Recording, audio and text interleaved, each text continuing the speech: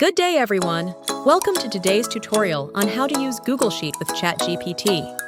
First, you can search Google Sheets in your Google account. Go to Extensions and click Add-ons. Get Add-ons. Search for Sheet GPT. Click the second one and install it. Click Next and Done.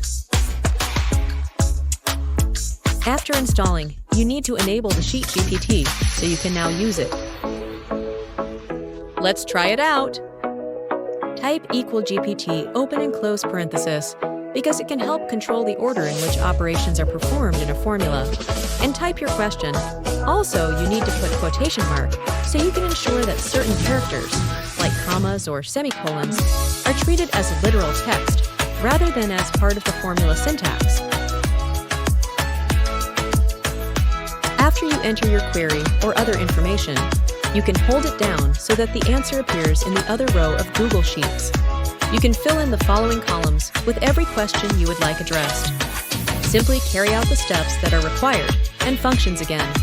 Spreadsheets become more effective, powerful, and user-friendly with the help of Sheet GPT. By democratizing access to sophisticated data analysis and automation, it enables users with varying levels of expertise to fully utilize their data.